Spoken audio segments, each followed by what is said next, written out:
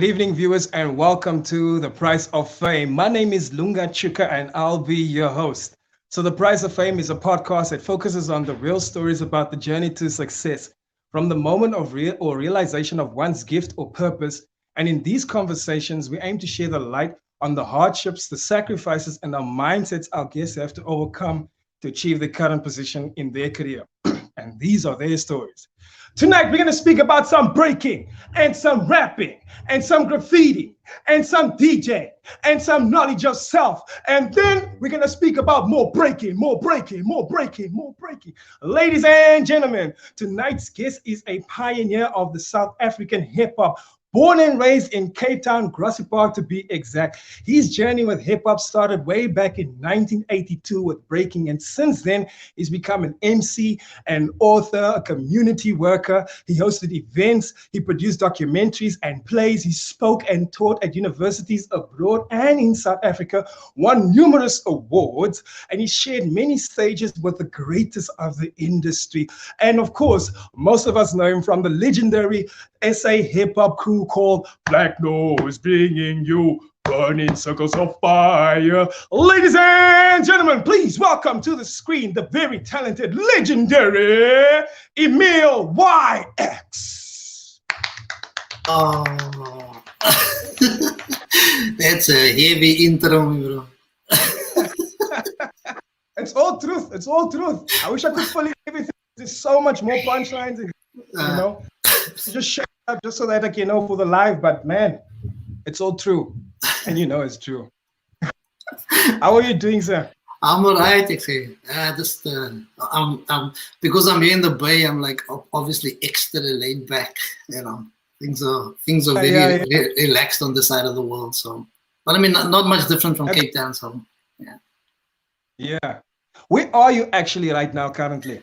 I'm in this area called Fremont. It's just like about maybe 30 minutes outside of San Francisco. It's about maybe 5 minutes from Facebook. So it's so yeah. If any trouble go down, like I'm close to where the trouble is emanating from. That's so cool. And I like, how's the situation that side, with the whole lockdown? I mean, the president just addressed us now, Sunday past, and we've now in adjusted level 2. What's the situation that side with you guys with the whole corona and lockdown? There hasn't been like a full-on hardcore lockdown as such. Americans are very much about their freedoms. And so a lot of people have been up in arms about the smallest restriction.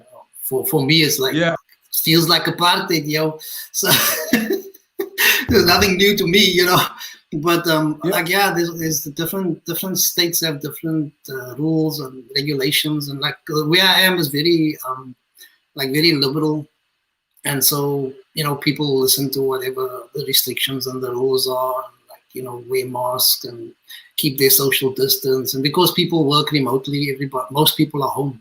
They have the luxury of being home and working from home.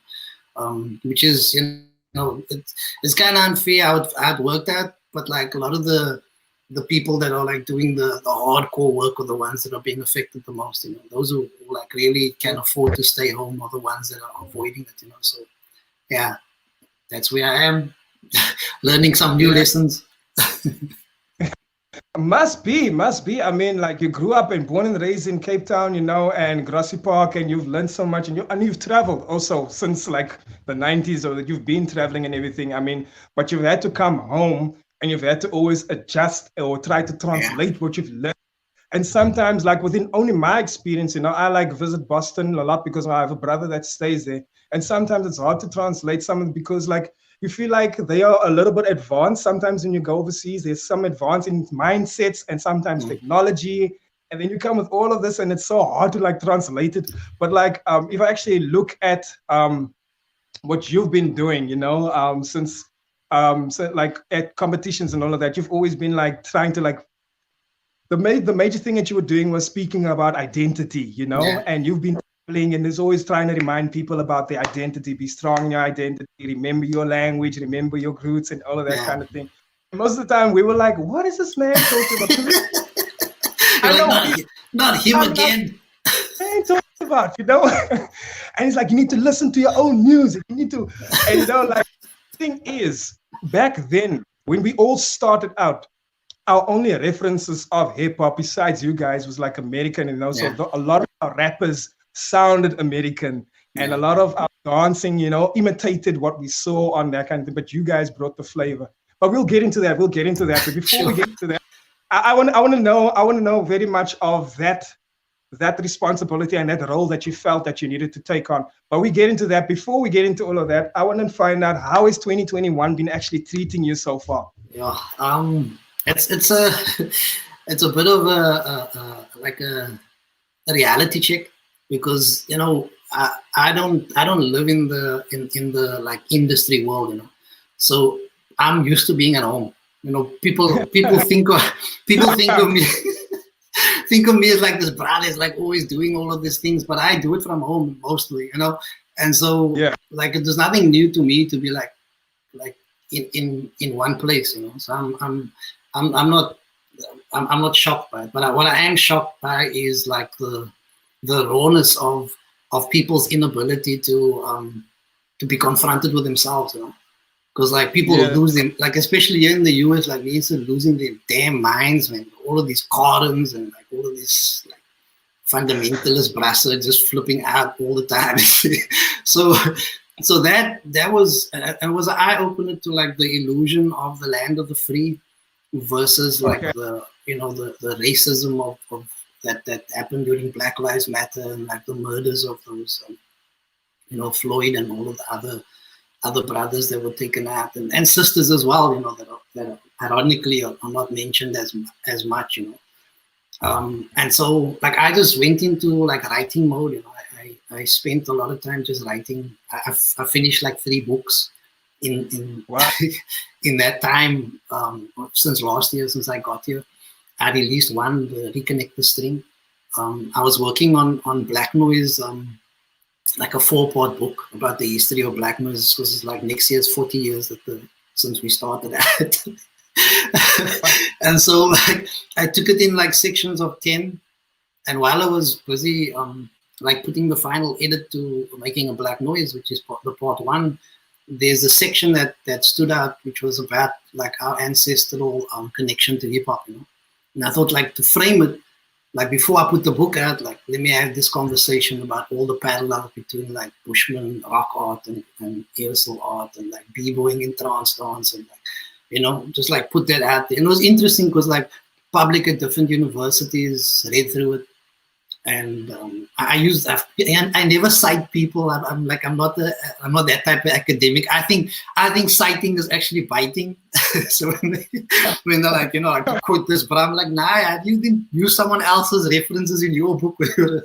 Anyway, so I did that for the first time, and it was an eye opener to be able to like debate on that level, with these academics, these professors and doctors about hip hop, and and then so anyway, so I've been doing a lot of writing, and just but all of this after the lighties go to bed, after I put the lighties to sleep. So so that was that was the reality check of like 2021. It's like I learned that when I look back at the book, I realized that a lot of who I am is because of my parents. A lot of the stuff that I even like Battle of the Year, all of these events and sending lighties overseas and raising the money. My dad, them actually used to have like these car drives at home, to raise money for the soccer team to go to like Joburg or whatever. So I was like, yo, I didn't even think about that. So I was like, okay, I'm here supposed to be this example to my lighties. let me must stay here as long as it's necessary type of thing. 2021.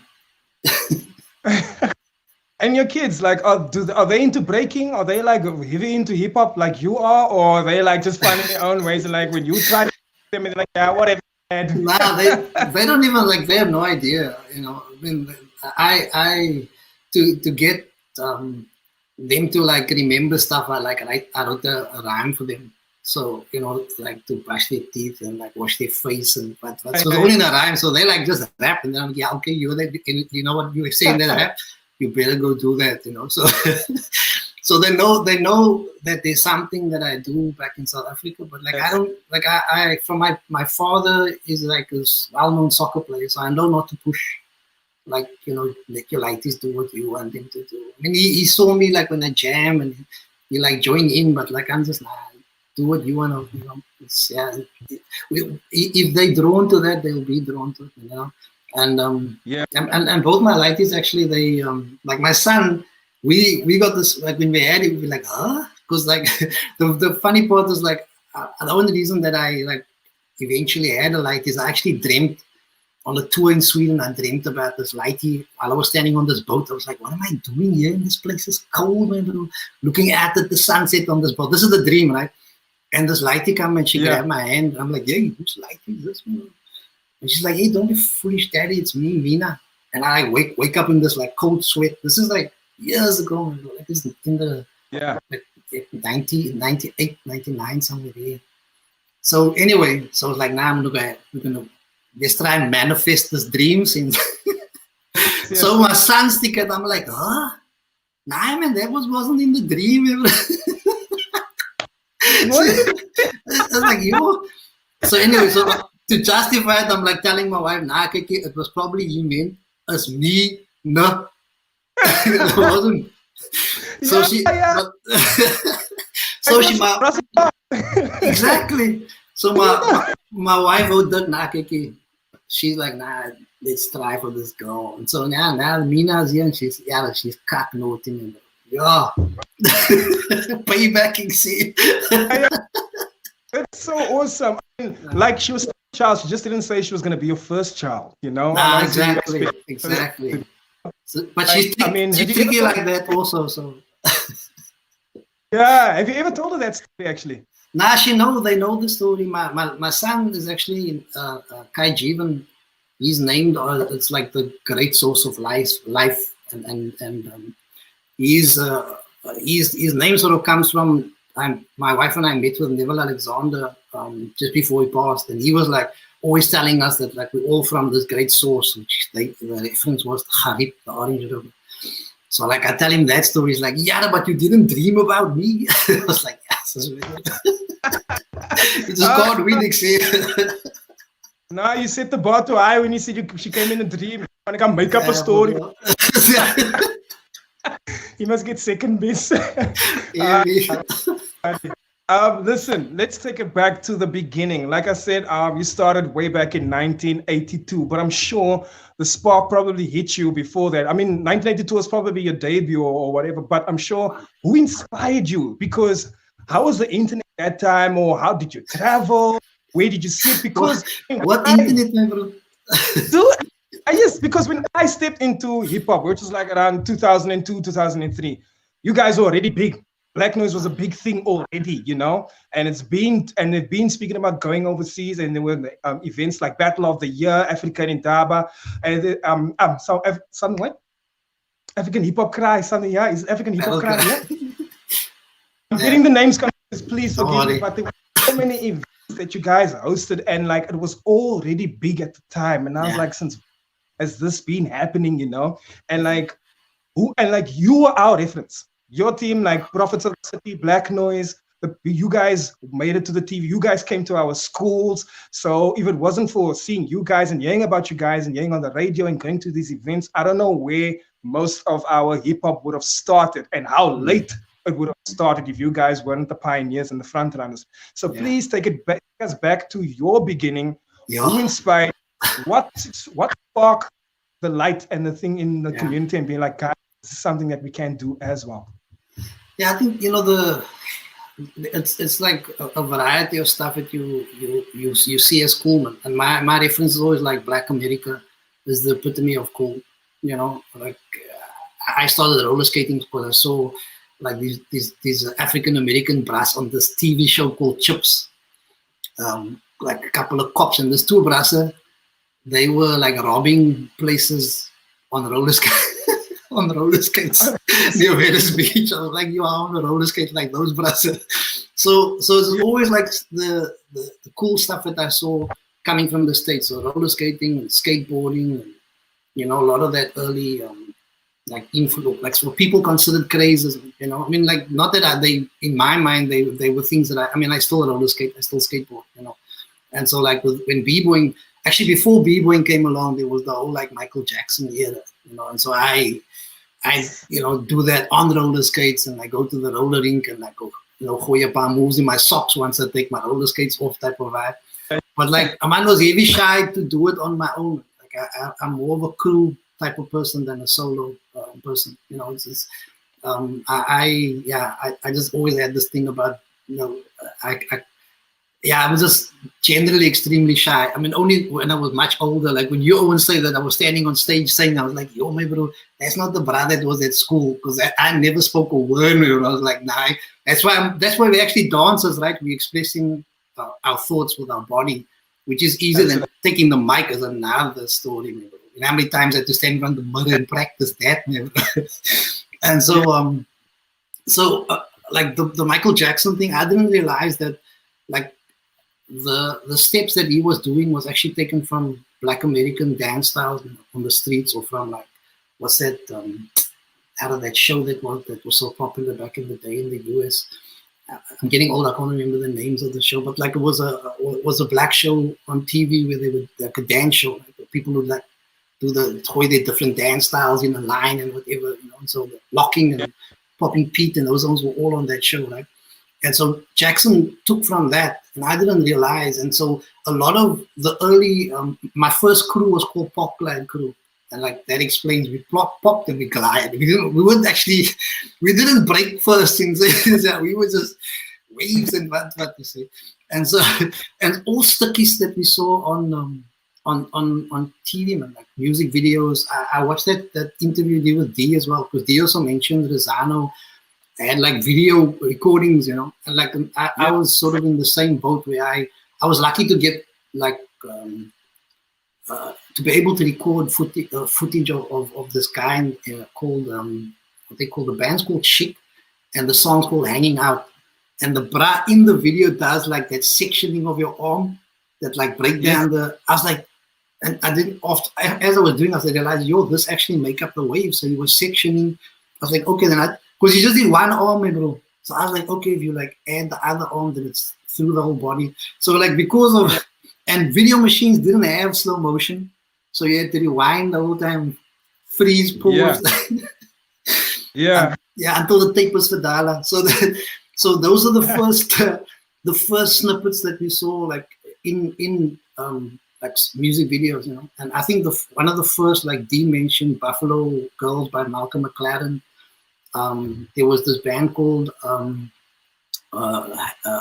do they call, Party Train. They had the song, I think, was called Party Train, but the group itself had danced at Venice Beach, and so they had all these b-boys on this like boxing ring or something. And so it's all like, if you snippet it together, it's maybe altogether like 2 minutes worth of of dance footage in total, right? But we used to examine every second, because that's all we had. Like, there's no internet, there's no, like, nobody got a book, like none of that, right? So we started out with that, and then when the movies came, like, you had to actually physically go to the movies to go and, you know, like check out, and then, you know, you can't rewind this big screen, it's like, watch that same thing for like, you know, within 2 hours, just getting that pieces out. So we all started sort of in a similar way, you know. Our crew only by the end of 1982 started going to the ground. Like before that, it was mostly just like standing movement, because that's all we were exposed to, you know. And then 83, it was the movies, and like everybody was like, you know, everybody was breaking 83 realistically, you know. But they're really whack. Like, we thought we were quiet, but we were whack over that. I have a tape now of a VHS a bra gave me of a competition where almost all the b-boys were there. Like, really, D was there. I uploaded some of that footage. D was like, "My bro, you don't show me." Because in our minds, we were quiet. We were. When I sent them the link, they were like, "My bro, nah, you don't show anybody this tape." It's so funny because like maybe it was good for the time at the time. Now looking back, it probably looks like, but at the time it was probably screaming and clapping, you know. So it was probably relevant for. But now the people, like how much you've grown and the person that you are today is like no. It doesn't really make sense. Exactly. And I mean, also the thing I think that stood out, like the reality of being like a b-boy. You think about it in 1982, 83. I mean, like this is heart of apartheid, you know. Like there's all these stories of Owens who went out and like the cops would like say, "Nah, what are you, a gang?" Because you're all dressed obviously tracksuits. They're like, "They're on a gang." And they're like, "Nah." Now they said, "Nah." Now the cops make you break dance. I was like, "Check out this park." So you like breaking there on the tar, right, to get free. And the irony of that, when I took the team, like the first teams I took to Battle of the Year, like at customs, they made the Owens jam because they didn't. I was like, "Yo, chicken, this is so similar." Like the apartheid police all over again.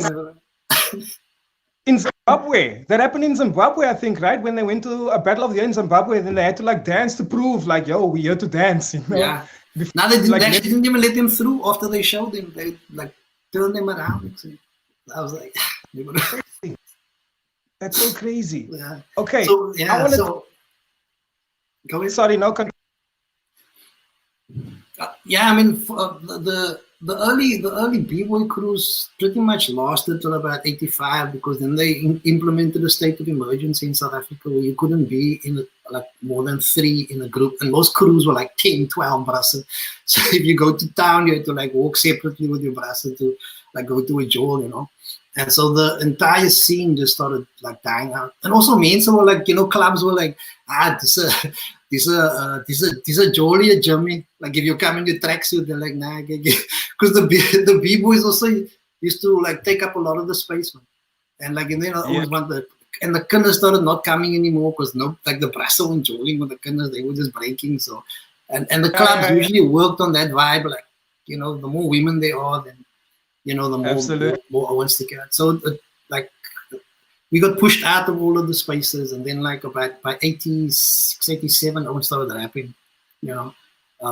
And like I think the first people I saw were Owens from a team called Supreme Team. They were some of the first rappers. Caramel and this guy called Jelly D. The two of them were the first guys I saw actually rapping at Club Teasers, which is ironically there near the what's it called, the castle. So and so like from that, like Owens were still doing b-boy shows, like added beatboxing and like rapping covers from American rappers, and then it started, you know, taking off. When POC put out their first album, like we'd already like performed by then, like performed, you know, doing our own stuff. And then the name Black Noise actually came from a white brother, Jeremy Hatting. Yeah. He was like, "Yo, this would be a quiet name," because it was like in his mind, he was like, you're creating the sound that doesn't exist, you know. And black was like this mixture of all of the colors put together, and like, you know, then you get. Anyway, this is his explanation. And I was like, that's also politically, because the man was heavy involved in politics. So I started pushing the name as a dancer. I wasn't actually like I didn't want to rap because everyone was just breaking about themselves. I'm the this. I was like, nah, I never do that. And then when him and Caramel formed their own crew, we kept the name Black Noise. But then we had this gathering where we out in Lentegee near the madhouse at my bra's Oma's house, Jones. Where basically we spent the day just planning like whatever, like almost everything that happened since then was spoken about on that day. So like a man took notes, and a man was like, you know, we're gonna make this a reality, like, you know, we're gonna be the opposite of what was, because POC was already pretty much out there and they were very political. We were like, nah, we're not gonna go that route because everybody's already, I mean, POC's already, because like remember back in the day everybody was bound to be different from who is there. You know, you don't copy. Whereas like it's kind of weird nowadays. Everybody want to sound like, you know. So that's pretty much how Black Noise came about, and like the first Owens in Black Noise, you know, they were b-boys that then like formed this I don't know if you can call it, because our focus really wasn't rap. It was like, we're going to put together a show, you know. There's never been like a rap group really. It's just been like, yo, this is a hip hop show. All of the elements in the show. And so, yeah, so that's how Blackness came about. Yeah. Wow, that's amazing. And like I said, like something that I touched on in the beginning, you know, like the whole thing of traveling, having that influence and having to translate it, because you guys did a lot of what do you call this, workshops where you had to teach the dance and teach so many things. And obviously you went into areas where people haven't heard of what is beatboxing, what's popping, what's all of these things. And also at the same time, you had this challenge of not just teaching them what it is, you also wanted them to bring their own flavor, their own African identity. Now, like I said in the beginning, when we all start out, before we even knew that doing it like them is actually called biting. We thought maybe if I pop like a guy on the TV, then it's fine, you know, I can also do that. But like, no, you can't do my style, do your own style. I'm like, what do you mean my own? I don't know. I don't even know what this is. I'm just doing what you showed me. So at what point, that's how we all start basically. We just copy, and then afterwards our own originality, and then we find out, then we find the basics and these formulas, and that's how we develop our craft. So you guys being the pioneers and the front runners, can you please explain your experience with, like you said, how it started, but can you please explain the transition from you learning and doing what they're doing exactly to like, no, we need to bring our own name and our own culture and our own flavor.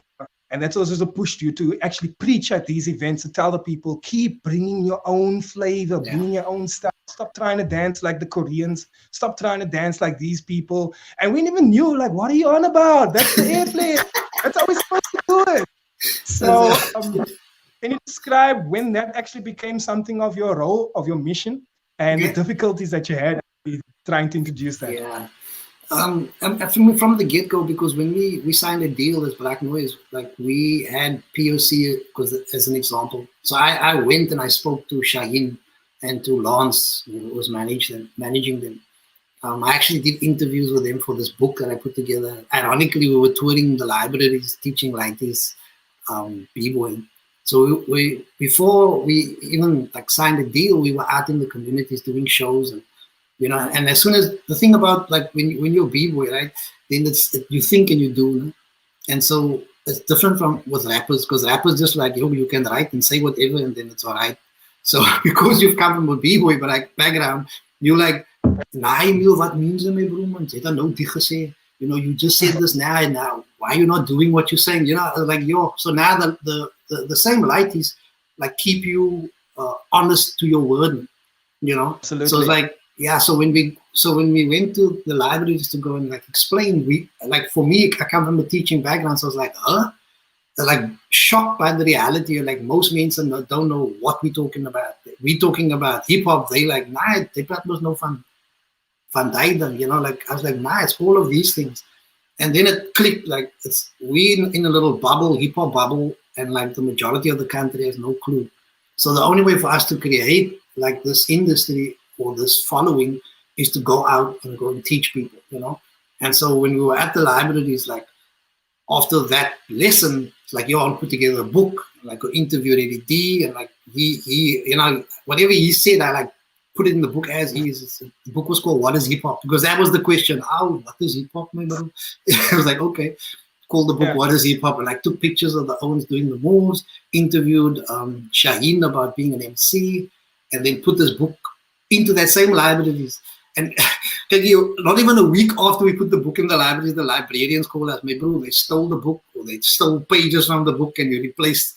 And because and you're so busy that you're like, I'll get to it, you know. Because in my mind, like by that time, we were becoming very despondent with industry, because we realized the illusion, you know, which is what Shaheen told us. Shaheen and Lance told us that industry, what you see isn't what you get. Like you're not going to be making this like money that they make it appear that you're making, you know.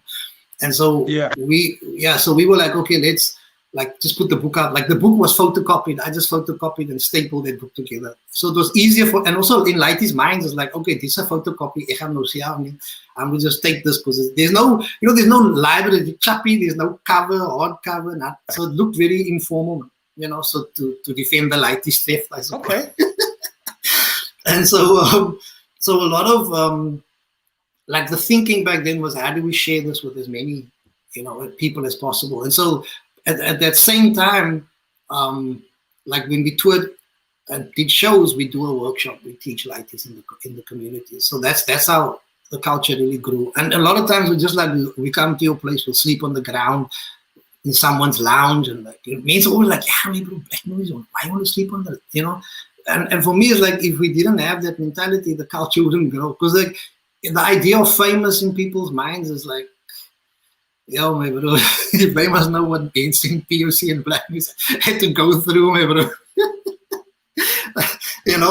And yeah, and the thing about it is like, you travel somewhere and do a gig, so they pay you just for the gig. Then whatever else you want to put together, that's your thing.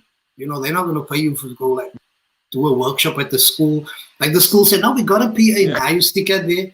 They got a Kumba, my bro, that one speaker with a small mic. You're like, I could do a show with this. But you got to make it work, right? You got to like, okay, now we'll do a B-boy demo. You check? And so that's how a lot of schools were like, yo, this Owens will like come out and do like, because the passion, I think, came before, and the realization that for the culture to grow, and not only the culture, but Black Noise's name, like you think about it, if you did 20 schools, there's 20,000 people that know who your crew is, So, like, I mean, the only person that actually got that was Youngster. Like Youngster called me and like, yo, Emile, can I go with you to like some of Hilderwood school stuff? And Kiki, as soon as we just see now, we come into the school with Youngster and like, yo, the phone rang off the hook, my bro. Like this school, that school wanted it. And so when we went, the schools, like I could already like, when I spoke to him, also like say, check here, this is like ideal for you to just keep doing this. So he got like some sponsorship on board and did like flag schools afterwards, So it's like, I think Owens need to start thinking a lot about like, how do I get myself out there? Yes, the internet and what, but it's, you need to be physically present, and even it's more effective also if like someone meet you and they take a picture and they put up a selfie, then like, now you just gonna try and post something and try and make it go viral. It's unrealistic, So like pretty much that's how the culture back in the day spread, like by traveling, and being willing to like sleep on the floor, Let me tell you this, my bro. In our first trip to Sweden, we slept in a gym for a month, Black Noise. On that, that gym mats, that blue gym mats. Yeah. And one of the main things in Sweden had a sponsorship from Kellogg's. Yeah. So it was Kellogg's for breakfast, lunch, and supper, bro. For a month, bro. Right. And we think like everything was smooth. I mean, because with all these big words, the pioneers and the creative, we think like you say the people's perception of fame and like what you're going through. Even when you say like I'm overseas right now, they probably think that you're living in a hotel. Doing it like, no, bro, like I'm here probably sharing a room with some dude that I know that I met or whatever. And like it's funny that you mentioned that sleeping on in the lounge, because I always, especially when I was young, when Black Noise used to be like on everybody's mouths, used to hear all of these stories of people like, Black Noise come practice here by us, they practice it out, whatever. It's like, I know Black Noise, it's up there by us last week. Yeah. But what you're saying he slept in lounges, I'm like, that guy could be talking about it's for real, bro. Like some people's parents, like a parent would call me, my son is really into breaking, he saw you guys. I'm like, okay, I'll try and get a few of the Owens together. Like, what, really? Then you come there, my bro, then there's no space in the lounge. They got the whole school in that lounge. You check, and like, and the quiet part about it is like years down the line, like you'd meet that, he's grown, he's got lighties or whatever, and he's like, he remembers. Like the last thing that I found was amazing. I went to a school show, and as we were walking in, I overheard this parents tell another parent, they have this rap group coming tonight to come and dance for those kids. I don't trust these rappers and that, but it's a primary school, right? So they say the other parents say, a rap group. Who's the rap group? So they say, it's Black Noise. I was like, hey, Emile was at our school, man. There's another parent there. Like, you get all this crew is, bro. Here's a parents talking about they came to our school when we were at school. So yeah, it's and for me that I think is also like not only in like I said in Sweden, it's the same stories that people tell. Man. Like when I traveled, like was it 3 years ago to Sweden, like I met people that were there at that Capoeira dojo, you know, and they like got together and had like a session where we just like meet and greet, and they brought their lighties, and you know, so it was like I think people forget that like the humanity of the artist and like the idea of, for me, like the idea of fame is fleeting, and people don't realize that fame is only at the point where someone meets, like the media meets you. And then you come on, like you doing your thing, and then maybe 5 years later they're like, "Oh, these guys newly," like you're like newly, bro. How do you mean? You know, you've been around, you know. But it's like, and it's also just, it's in the head of the, if you live in that like illusion, like you can miss a lot of stuff. You'll miss out all these people that you could meet throughout the world that are like real people. Versus like the fabrication of like, I'm in a hotel for one night and like I'm gonna wear the gown now and the slippers and that and like take selfies and like show my brassa. In the meantime, tomorrow, my bro, Caleb's is your name, my bro.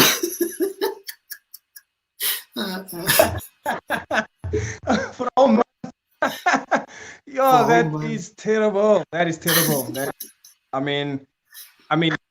You probably not of carrots like day 20. But you try to eat it differently. But the, you know, the quiet part, half cold, half cold. I like lick the sugar off. but the quiet part about like the quiet part about the like these moments is that when people like younger people get to experience that with you, like when I went took you know, mouse them and that, so they saw I formed that mixed men's practical hip hop school, because I wanted them to experience the reality. So like they like, yo, Emile, is this what it's like? They were 4, my bro. Like within a few months they were like 2. I was like, nah, I had 9 to 5. This to feel weird. But the other ones, they were learning the reality, and I feel like that's for me like the more important thing, that people realize that your art is part of your everyday, you know, like it's part of like how we live. Isn't something that like you're gonna be on this plateau for the rest of your life. It don't work like that, you know. And so it's and it's interesting for me to see that again, like, because obviously I saw it with the different Owens in Black Noise, and like you come back and you like win 3rd at Battle of the Year, and everybody's like, and then in the meantime you like, me bro, I gotta pay rent here. I said, no, we didn't win any money, we just won the title. And this, you know, with I mean, like in the beginning, and also with the industry, can you name some, like for example, could you name like 3 challenges that you found when you obviously went on your own journey? Because obviously this wasn't a 9 to 5. You had to create everything, and you eat what you make, you know. So learning and growing, and obviously you made a lot of mistakes along the road. And for example, I would like to get into some of the challenges. For example, a few challenges. I know when we as a dance crew started moving around, when we came to places, and you mentioned it, sometimes they don't have the right music equipment for you. Sometimes they don't have the right floor equipment. You know, the floor is sometimes bad and all this.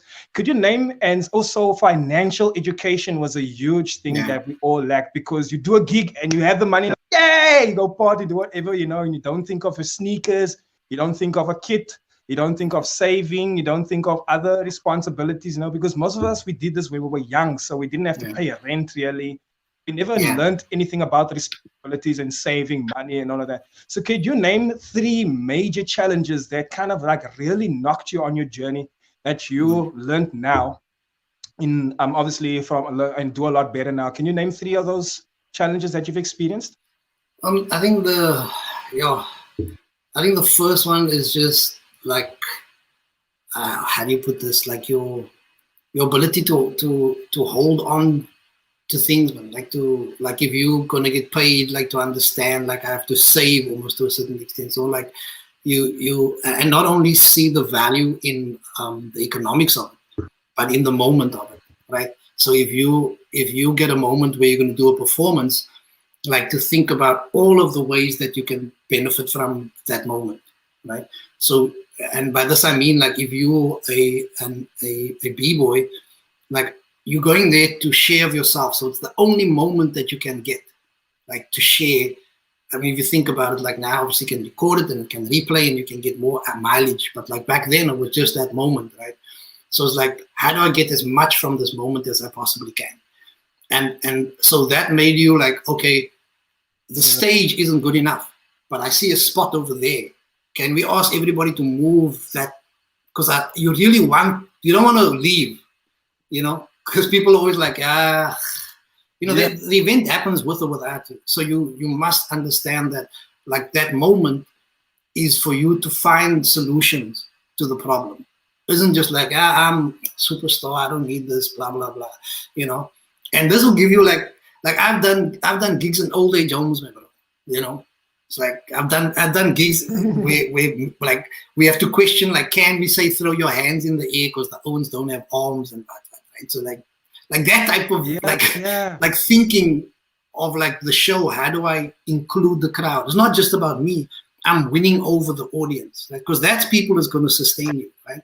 So when I say save, it's like, how do I save the energy for, and because it's really an exchange. The energy is actually what you're exchanging, because those same people, like 50 years down the line, will be like, yo, remember that day you came to my grandfather's old age home to do that show and there was nothing and you made something out of it, like, let me buy your latest book or whatever. You know what I'm saying? So it's like the energy you're giving is actually what you're trying to save for not only that moment, but the rest of your life, right? So I think that's one of the biggest like lessons that I learned. And I actually learned a lot from like watching other artists, like watching, like whether it be POC, like when Blackness and POC were in the same bill, it was like, my bro was as Ballistic Rock and Pop Glide battling, my bro. We're gonna battle tonight, no matter what, So it was like an unspoken battle that brought both of our, because we were in different like styles, man. They were more political, we were more like just like party / hip-hop culture, and so the idea is always like, how do you leave that energy there for the crowd to then be for years to come on your side, supporting you economically, or like just sometimes like mention you to somebody else. You know what I mean? I think that's what a lot of like artists don't realize, like save that energy of that moment for like a longer period of time, And then also, once there's money, how do you make that money become more money? And this is what a lot of owners don't like. A lot of owners think of a job as being like this. And like for me, it's this. Like if I'm a MC, can I write the book? Can I write the poem? Can I write the play? Can I do a music video? Like how can I diversify my income streams, right? And that's like a counting way of saying, okay, how many jobs you got type of vibe, And then also look at like how beneficial is something for you. I remember when like we were sponsored by Adidas, and like this is like before a lot of the artists were involved with Adidas, right? And the irony of it actually came about because we made our own Adidas. We made fake Adidas in Cape Town. And the vraag mense bought that and they were wondering, who's this Owens, my bro? And then they bumped into Falco. When Falco went to exchange a check from Plascon, I think, in the industrial area, and the MD was standing behind him. He was like, excuse me, do you know that's illegal? I'm like, he came out, he was like, yo, Emile, my bro. I was like, can you just tell this, brah? We tried to find black and white Adidas, but we couldn't. The Osama organized with Falco the next day, or the Monday, I think was a weekend, to come in and fetch like whatever you want. But they were wise, man. They knew that we wear their stuff. The lighties will all buy the original check. We weren't waste to that. But what I'm telling you the story is like, after a while, my bro, like there's no place in your room. like you go almost every week to go fetch a full outfit and shoes. I came into the own's houses there in Mitchell's Plain, and there's no, like the floor was full, man, bro. I'm like, wat maak julle? I was like, yo, wat maak julle? Verkoop die goed, man. Yeah, I was like, yo, Sal, you don't need all of this, you know. So it is about, like, as an artist thinking, how do I benefit? Because they're not giving you money, they're just giving you clothing. But that clothing is money. And so if you're going to wear all it, like, you're not going to really generate the income. And the man tried to show the Owens, like, I would sell and go to Adidas and ask them, like, yo, can I get an account, like, to sell to other means, you know, so that they can also buy a discount in there. And yeah, I mean, we're looking for the discount. And you organize things, eh? And then, like, I don't know if you remember that blue venture that I was driving around that had the graph on it. I think so, yes. Back in the day, since that venture, I bought off Adidas salesman, bro. I sold to taking everybody who wanted to buy discounted Adidas clothing. You know what I mean? And also, like, the Owens then started realizing, okay, they can also, because they paying you with clothing, you need to realize that clothing isn't just, it's actually money that you can, you know. So it is thinking, how can you need to think in a different way, like a business frame of mind, you know. Absolutely. Yeah. So I think those, like, hold on to the energy and then find ways to, like, multiple ways to generate the income, you know, from your creative skill. Yeah, I think those are, you said 3, but there's maybe 2 in a sticky. I think maybe the third challenge could have been that you guys were a group of color, and back in, I think it was a struggle, like in a lot of apartheid times and trying to get into spaces. Did you ever have those challenges because you're a group of color trying to get into spaces, trying to do things, or trying to be, you know? Yeah. No, always. Always. I mean, from the Bboy days, like, when people would hire us to come and perform at the Constantia Fair, my bro, and, like, you know, you sense that, like, one, you weren't actually supposed to be there, you know, because people are always ushering you around, like, you know, you're like, can't I just walk around here, you know? And then, like, people are hiring you for, like, a bar mitzvah in Constantia, and, like, bringing you in through the servants' court, the entrance. You're like, hey, bro, this is kind of cuck.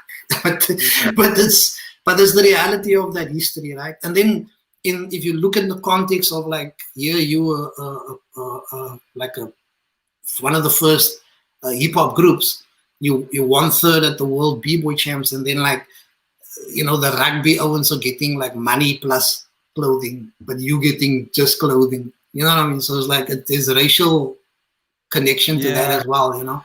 So it's like always, I mean, and industry is, I mean, this is the thing that people don't realize, like, industry is about capital, and it is about pushing the best in their mind, right?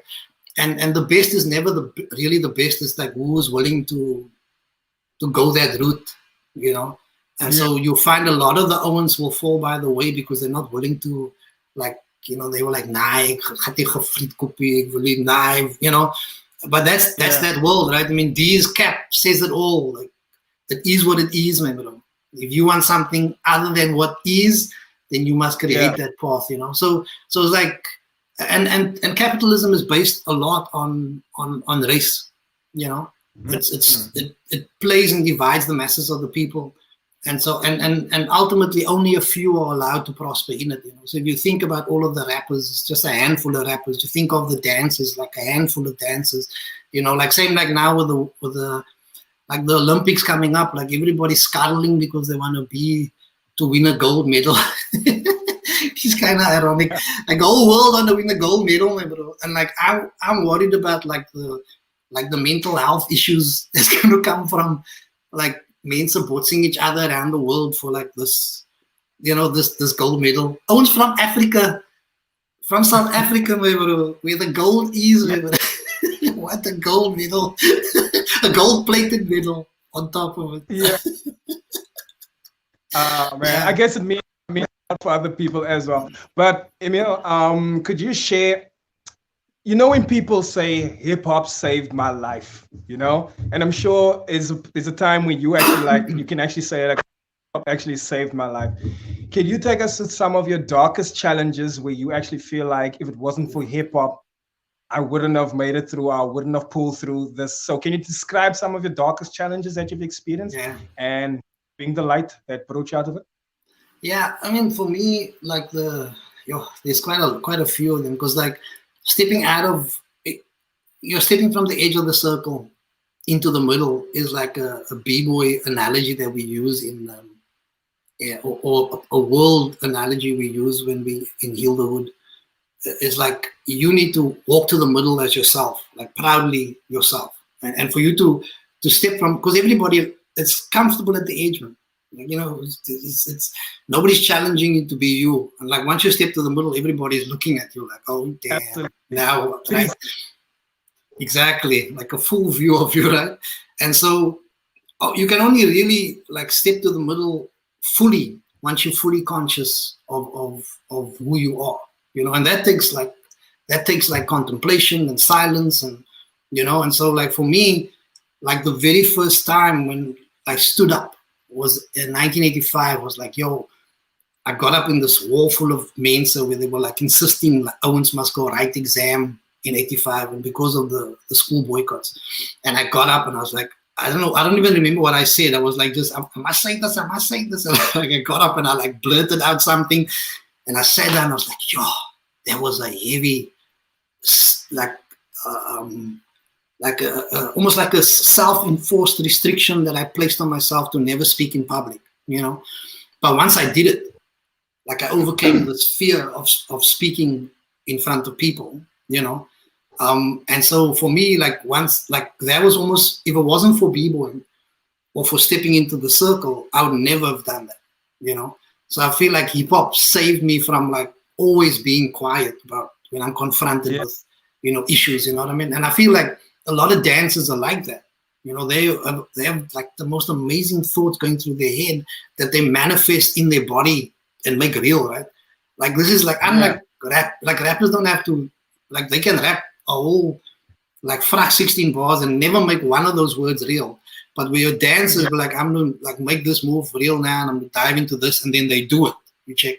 So now for me it's like, because I come from that background, it's like if I'm gonna say something, I'm like, yo, I gotta figure out a way to like send this lighties to Battle of the Year. You know, how am I gonna make this money to buy the flights, you know? So it's all about, I think, like that I think was one of the biggest things that stood in the way of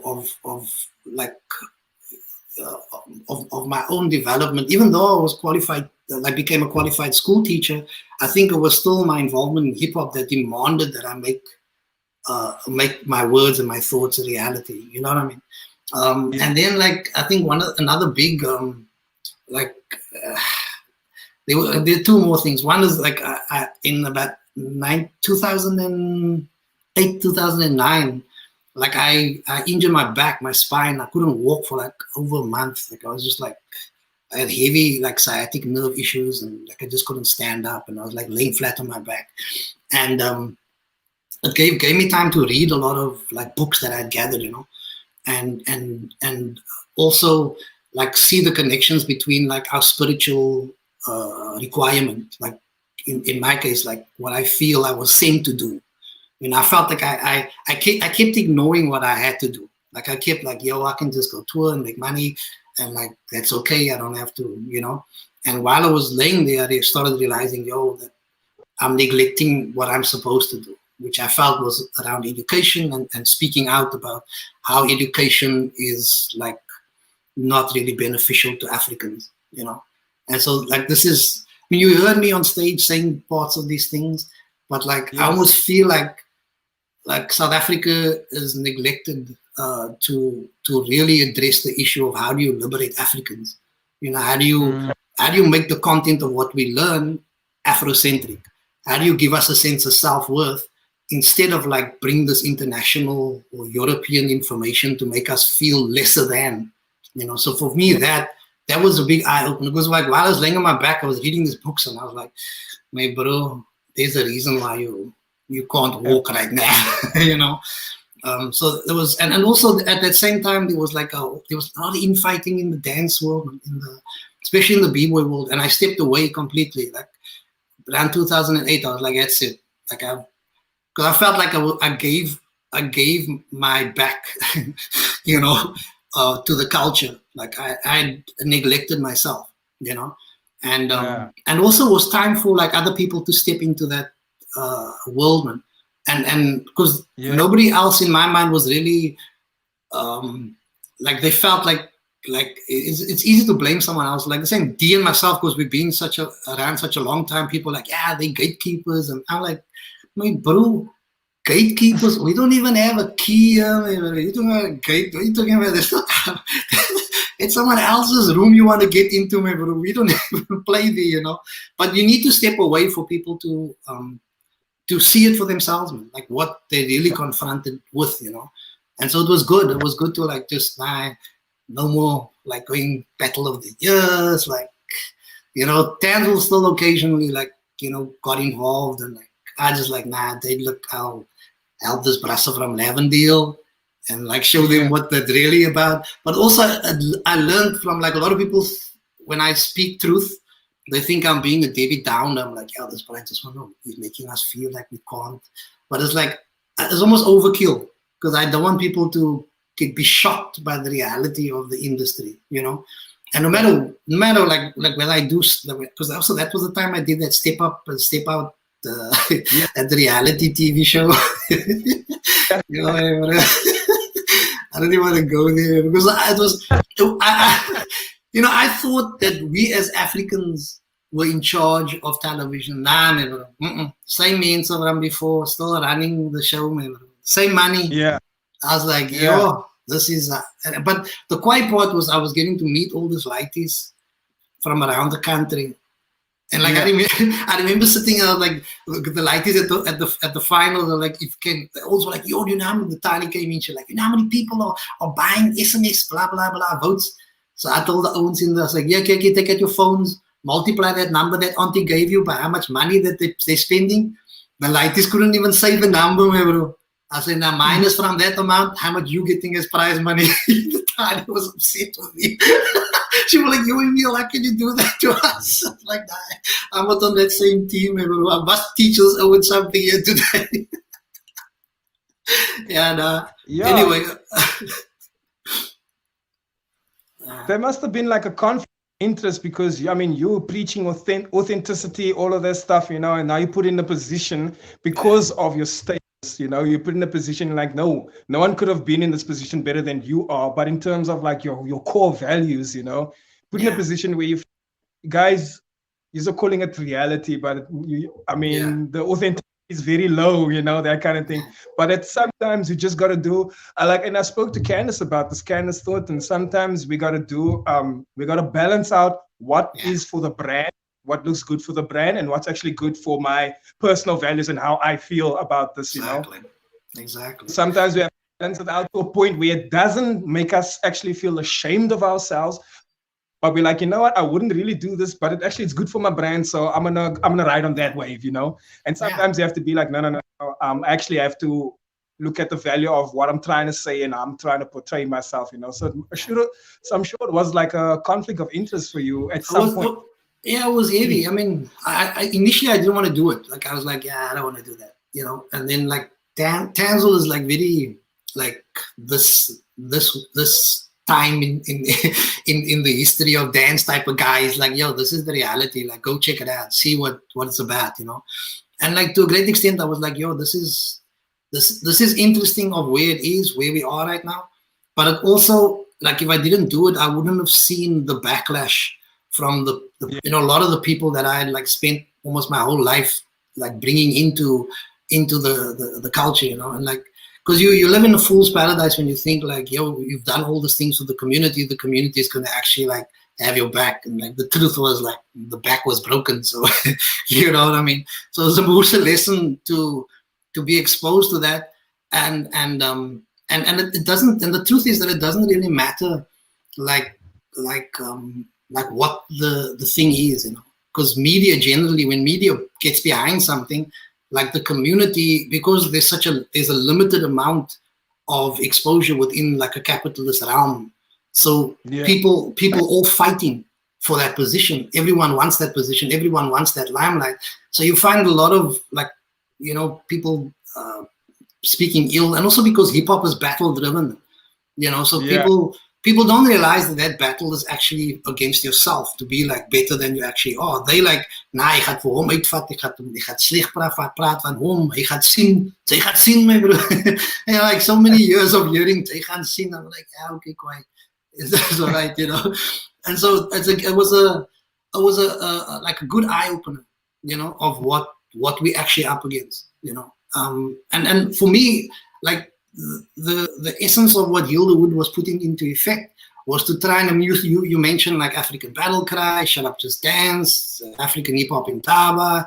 Like we just tried to create as many events as we possibly could so that there could always be like activities for people. If someone else came, like, Dwayne ran events, we were like, dope, the more there is.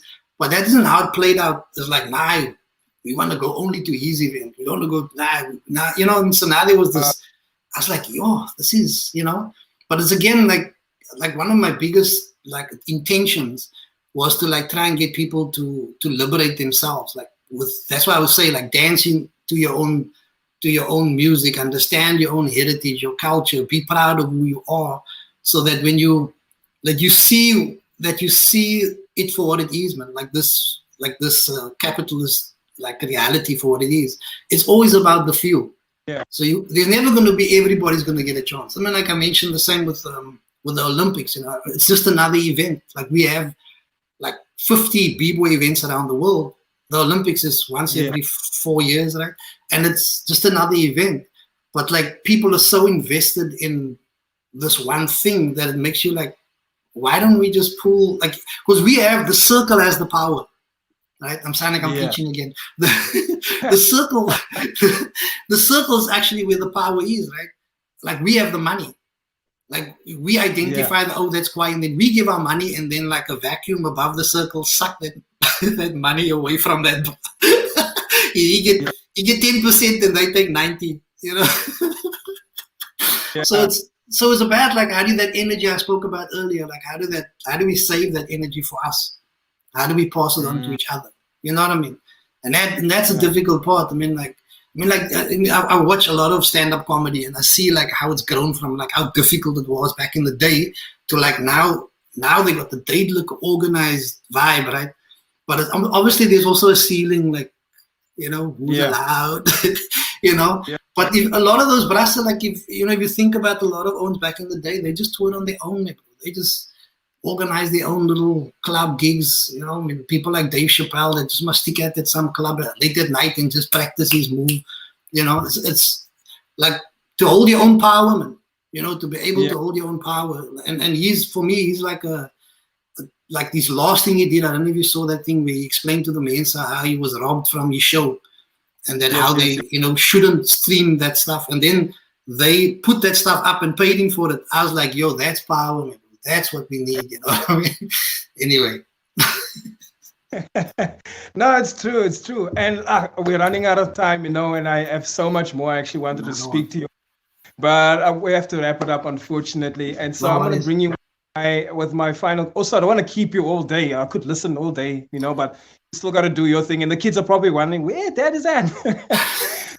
I'm probably giving you a break from the kids. Hey, bro. Yeah.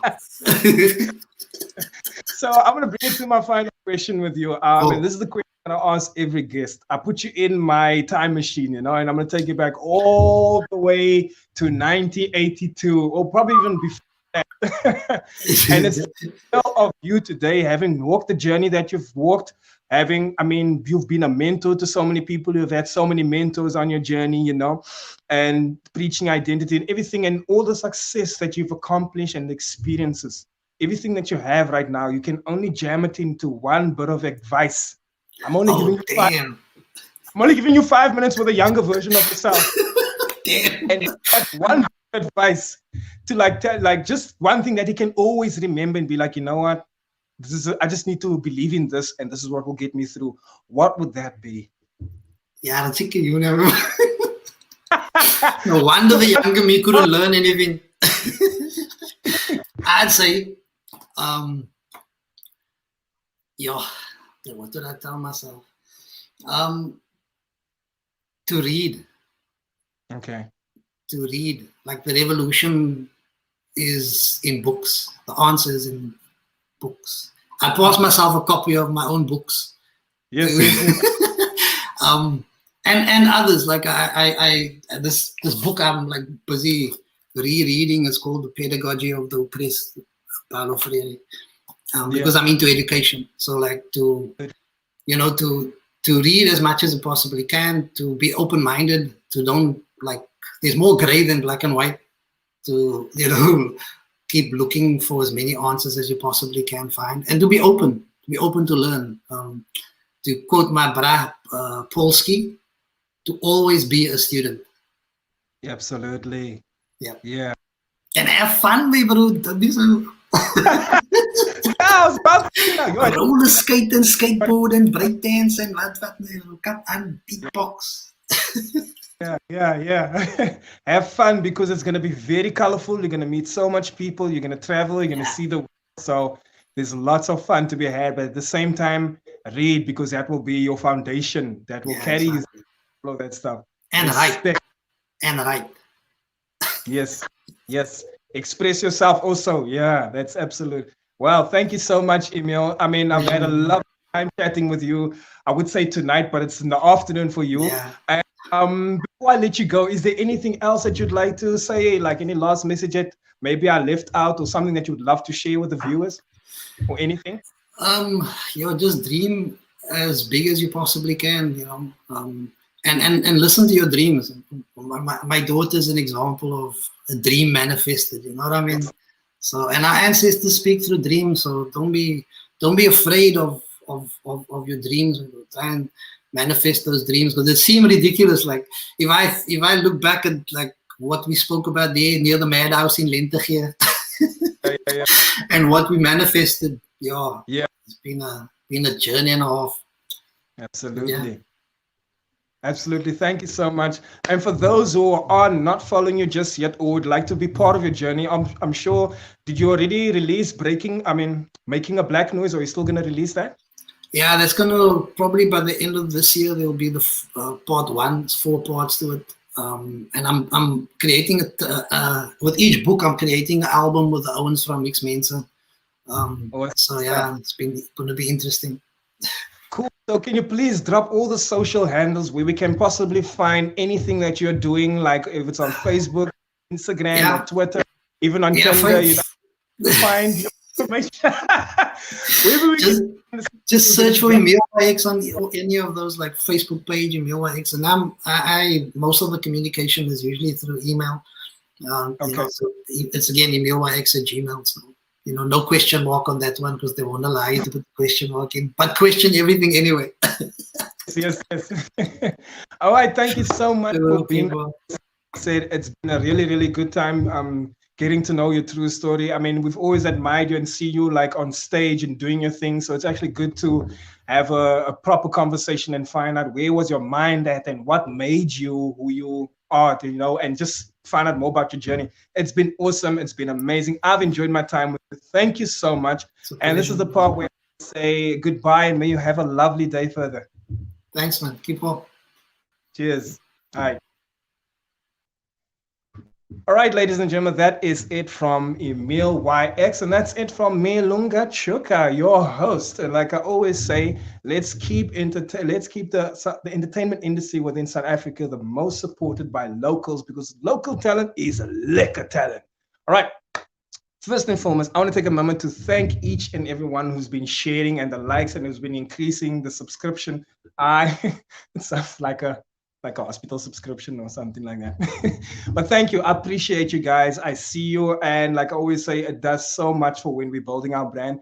Also, when we need to validate our page or our reach and that kind of thing, it's you guys and the effect that you guys bring in that validates our reach and validates that what we're doing is relevant and it's good. So keep them coming in, keep them sharing, keep them liking, keep them subscribing. I truly appreciate it. And it does a lot for all of these artists as well. Thank you so much. My name is Lunga Tshuka. I've been your host, and this is The Price of Fame.